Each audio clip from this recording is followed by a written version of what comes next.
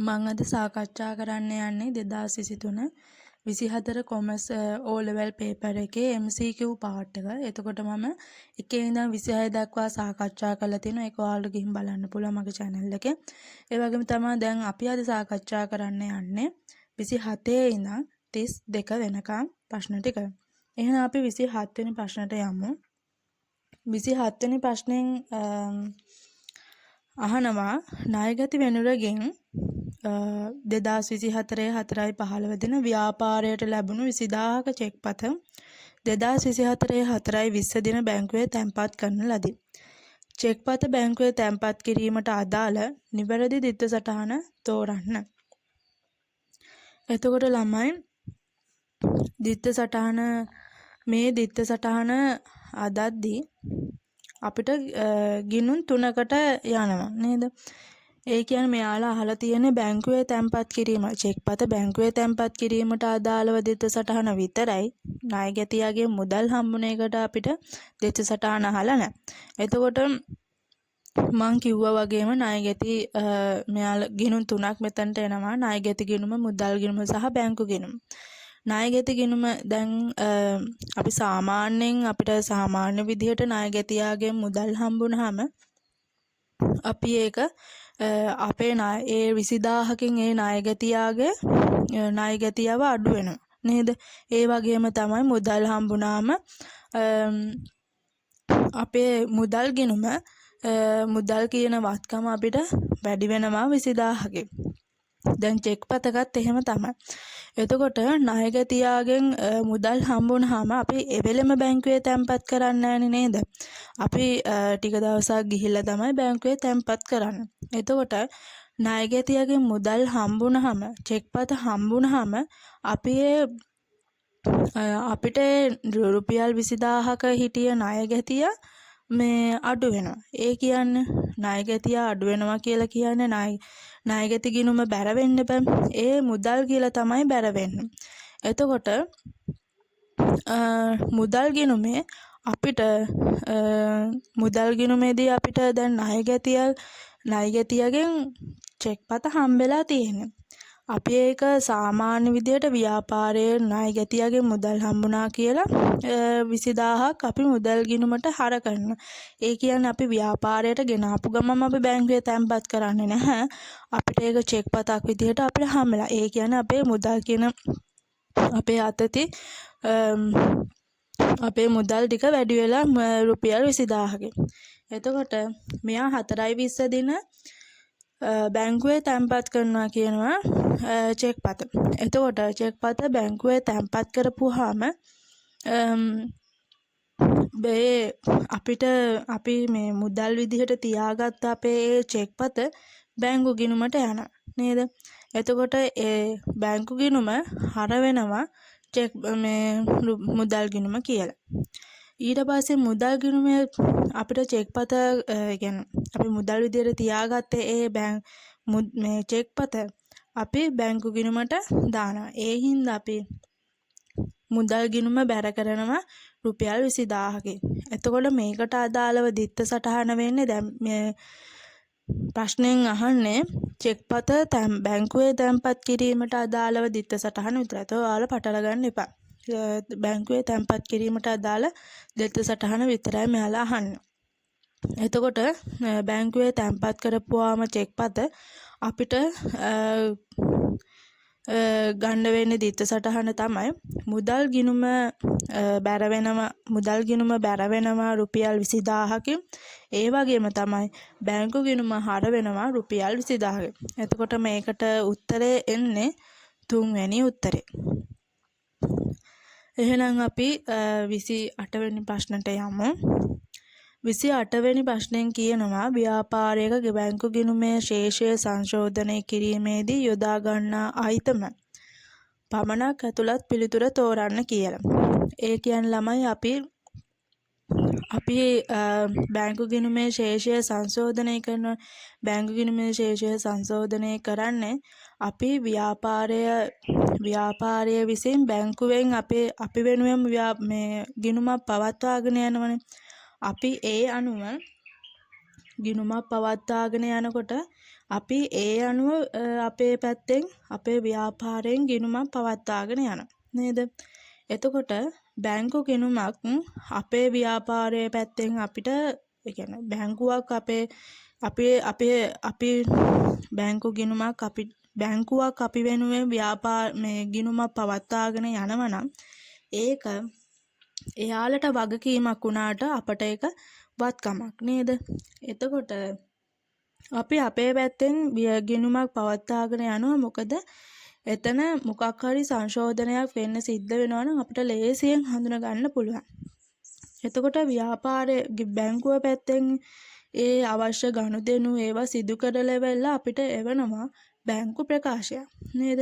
අපි බලනවා එතකොට මේ බැංකු ගිණුමයි බැංකු ප්‍රකාශයයි අතර කිසියම් වෙනසක් තියනවද කියලා. එතකොට ඒ වෙනසක් තියෙනවා නම් අපි හදනවා මොකද්ද? බැංකු ගිණුමේ සංශෝධනය වෙන්න ඕන දෙයක් තියෙනවා නම් අපි සංශෝධිත බැංකු ගිණුමකුත් බැංකු ප්‍රකාශයේ මොන හරි වැරදි තියෙනවා නම් ඒක නිවැරදි වෙන්න ඕන නම් අපි බැංකු සැසතුම් විස්තරයකුත් අපි හදන්න ඕනේ. එතකොට මෙයාලා කියනවා ව්‍යාපාරයේ බැංකු ගිණුමේ ශේෂය සංශෝධනය කියන. ඒ කියන්නේ ඔයාලා එතකොට දැනගන්න ඕනේ සංශෝධිත බැංකු ගිණුමක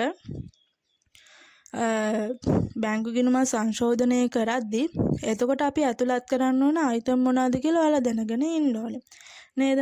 එතකොට මම බැංකු ගිණුමක සංශෝධිත බැංකු ගිණුමක් මම මෙන්න මේ විදිහට උදාහරණයක් වගේ පෙන්නලා තියෙනවා. ඔයාලට ඒක උනත් බලන්න පුළුවන්. අපි සාමාන්‍යයෙන් බැංකු ගිණුමක සංශෝධනය කරද්දී අපිට ඒ කියන්නේ අපේ කෙලින්ම ඒ කියන්නේ අපිට ඒ ගනුදෙනුව පිළිබඳ අපිට දැනුවත් වෙන්න බෑ නේද?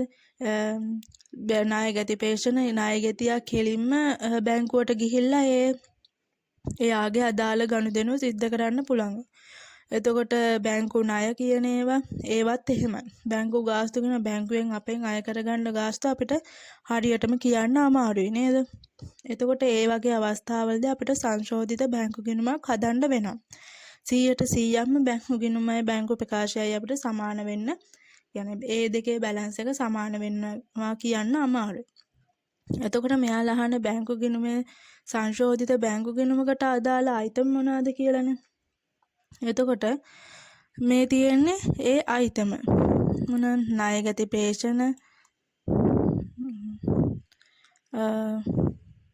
ණයගැති පේෂණ බැංකු ණය බැංකු ගාස්තු ඒ වගේව තමයි මේ තියෙන්නේ. එතකොට ණයගැති පේෂණ තියෙනවා.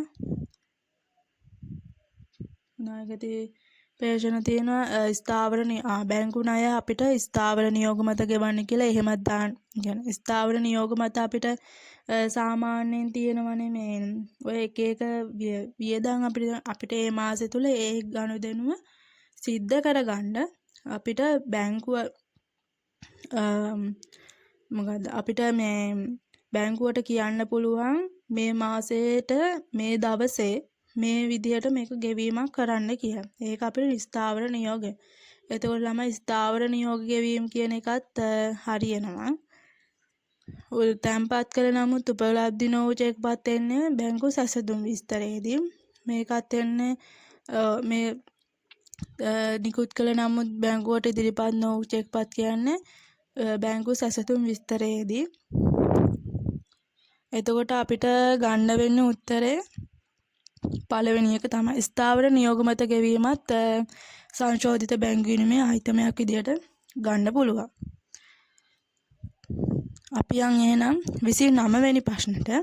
29 වෙනි ප්‍රශ්නයෙන් අහනවා ව්‍යාපාරයේ බැංකු ගිණුමේ ශේෂයට වඩා බැංකු ප්‍රකාශනයේ ශේෂය අඩුවීමට හේතු වන ගනුදෙනුව කුමක්ද කියලා.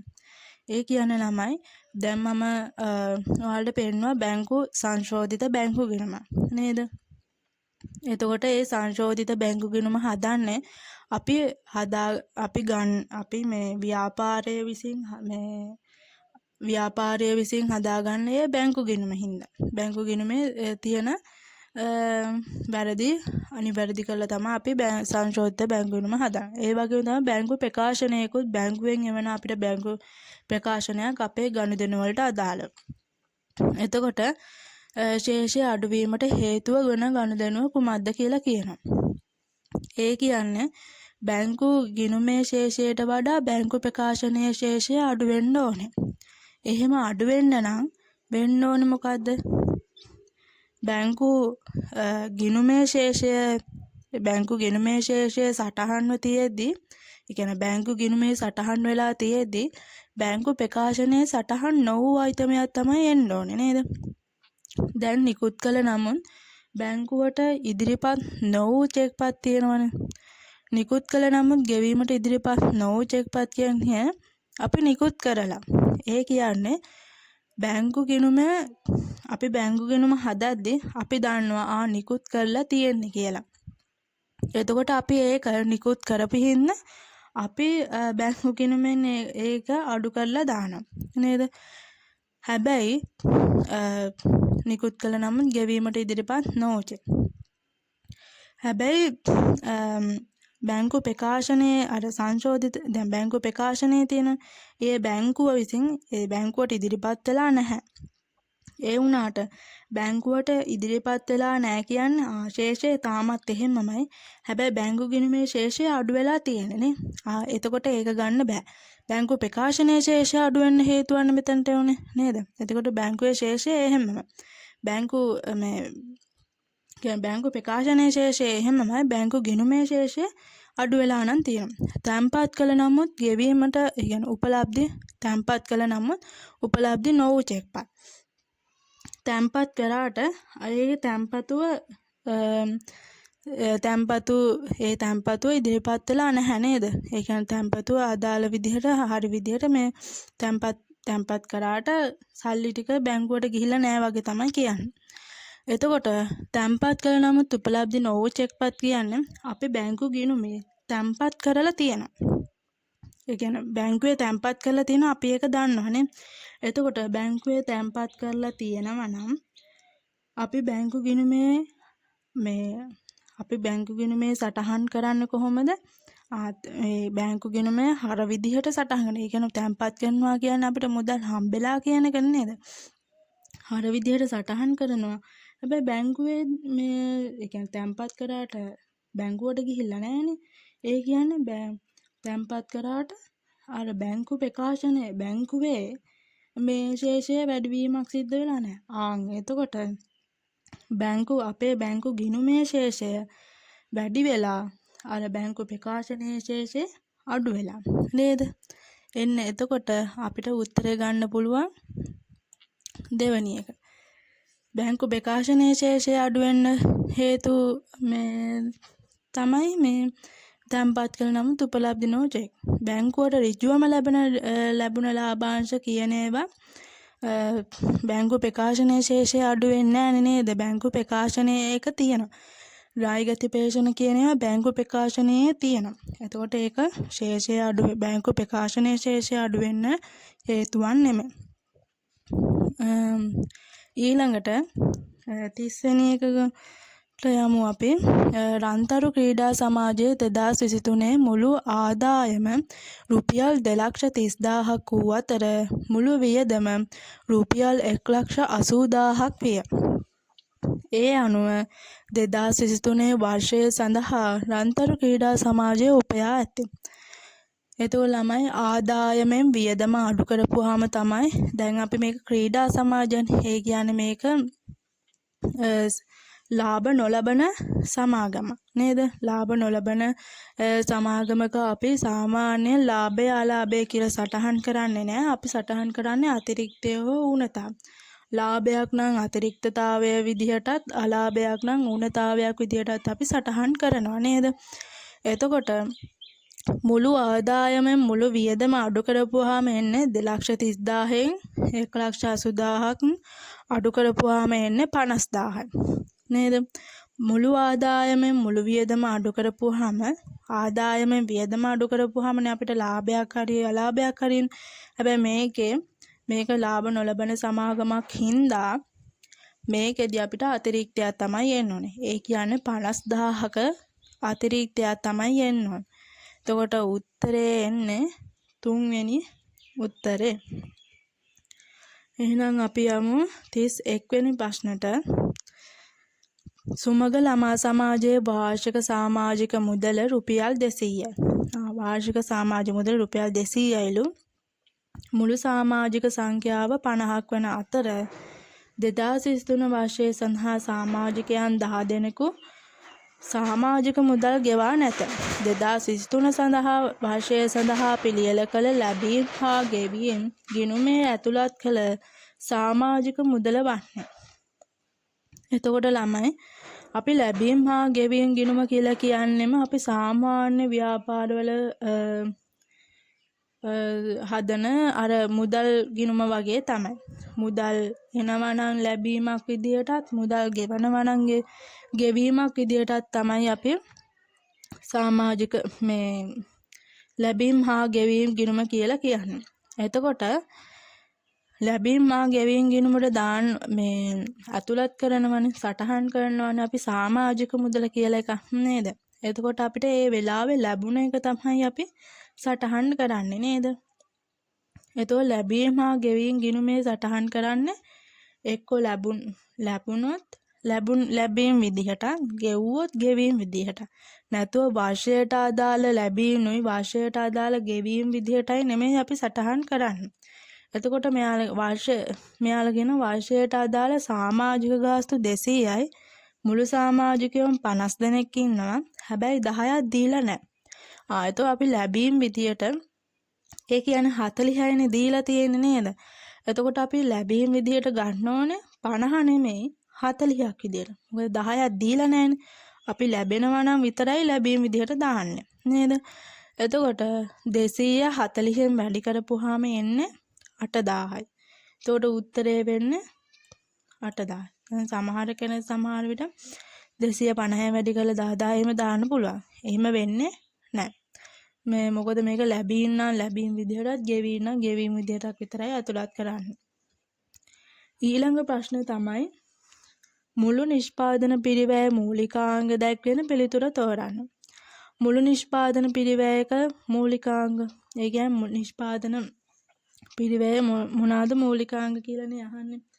එතකොට මොනවාද තියෙන්නේ?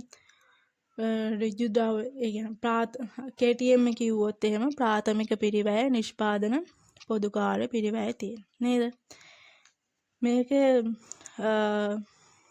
මේකේ තියෙනවා එතකොට පළවෙනි අඩම ඍජු ද්‍රව්‍ය පිරිවැය, ඍජු ශ්‍රම පිරිවැය, ඍජු වෙනත් වියදම් ප්‍රාථමික පිරිවැය. එතකොට ළමයි ඍජු ද්‍රව්‍ය වියදම්, ඍජු ශ්‍රම පිරිවැය, ඍජු වෙනත් වියදම් කියන්නම ප්‍රාථමික වියදම් තමයි. ප්‍රාථමික පිරිවැය කියලා තමයි. එතකොට ඒ උත්තරේ නෙමෙයි. ඍජු ද්‍රව්‍ය පිරිවැය, ඍජු ශ්‍රම පිරිවැය, ඍජු වෙනත් වියදම් නිෂ්පාදන පොදු කාර්ය පිරිවැය. එතකොට මේ උත්තරේ හරි. මොකද මේක ප්‍රාථමික වියදනුත් තියෙනවා නිෂ්පාදන පොදු කාර්ය පිරිවැයක් තියෙනවා. එතකොට වක්‍ර ද්‍රව්‍ය වියදම්, වක්‍ර ශ්‍රම පිරිවැය, වක්‍ර වෙනත් වියදම් කියන්නේ නිෂ්පාදන පොදු කාර්ය පිරිවැයටම තමයි. නිෂ්පාදන පොදු කාර්ය පිරිවැය යටතේ එනවා වක්‍ර ද්‍රව්‍ය, වක්‍ර ශ්‍රමය, වක්‍ර වෙනත් වියදම් විදිහට. හතරවෙනි එකකුත් තියෙනවා ඍජු ද්‍රව්‍ය පිරිවැය, ඍජු ශ්‍රම පිරිවැය, ඍජු වෙනත් වියදම් නිෂ්පාදන පිරිවැය.